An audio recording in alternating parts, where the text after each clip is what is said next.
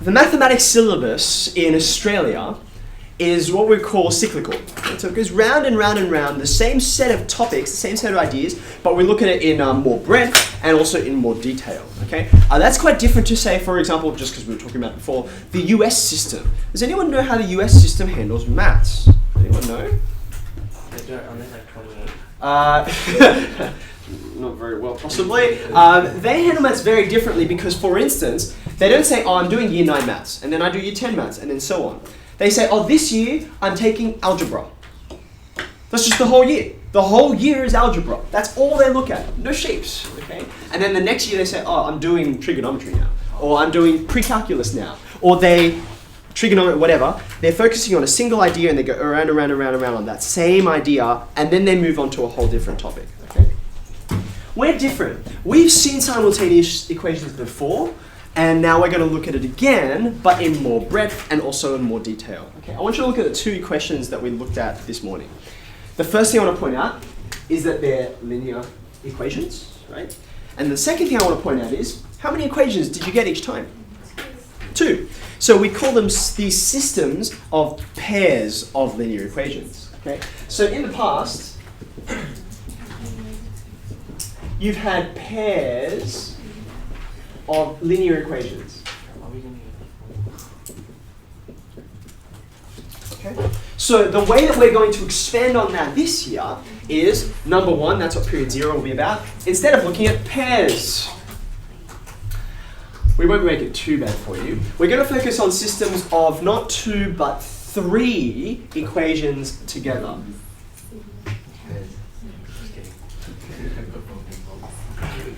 We're going to look at how to solve those. And in addition to expanding in that direction, we're also going to expand in this direction. These are all straight lines. Whatever pair of equations you had before, you could draw it like this. Okay? But we're going to look at nonlinear equations and solving them simultaneously. So things like parabolas and exponentials, and log curves, and trigonometric functions, all that kind of thing. Okay? For period 0, this is just what we're going to look at. The first thing I want you to notice as you look is that these are still linear equations. There are no powers, no variables being divided or anything like that. So we're still looking at straight kinds of things, straight objects. However, when you get 3 equations, what comes along for the ride is a third variable. Do you notice that? We've got z's flying around. Okay? Now that raises 2 questions. Number 1, why is there a third variable? Why is there a third variable? Yeah. Because if you have like 3 equations and only 2 variables, like the third equation is fairly redundant because... That's right. Okay, now think about this, right? You don't need to redraw this because you have it in front of you, but I've just rubbed it off. Remember, we just solved, or we confirmed our solution for a pair of linear equations in this way. We graphed, and then we graphed, and we were like, cool, look, they intersect. Okay. Now, if I added on for you a third equation, which still had 2 variables, if you wanted to solve, then if there is a solution, presumably, it will go through that same point. There is only one to choose from. Okay. Now, alternatively, I could give you a third equation, and it might not go through there. What would that mean? If the third equation, for example, was this. Okay. If I gave you 3 equations, 2 variables, an x and a y, and you graph them and they look like that, how would you answer that question? What does solving simultaneous equations mean? Think back to the beginning of the lesson. You are searching for the values of x and y that satisfy all 3 of those equations. Okay? In other words, you're looking for a point that is on all 3 of your lines. How many points can you see that are on all 3 lines? Answer, there are none. I can see 3 points, 1, 2, 3, that will be on 2 out of the 3, but there's nothing on that particular picture where you hit all 3 at the same time. Okay? So in other words, no matter what values of x and y you find, you can put them into all 3 equations, you'll never solve all of them. Okay? So there'd be no solution in that case. Therefore, when you come to this, right, if 2 variables gives you a straight line, what does 3 variables give you? When you have an x and a y, right, you've got an x and a y axis. Each variable gives you a new dimension you can move in. So if I give you a third variable, what does that mean? It means you have 3 dimensions. Now I'm limited because I'm drawing on a whiteboard, okay? But if you can picture that going off into the distance, like into the whiteboard and coming out of the whiteboard, all you're doing is instead of solving where do 2 straight lines, what point do they intersect?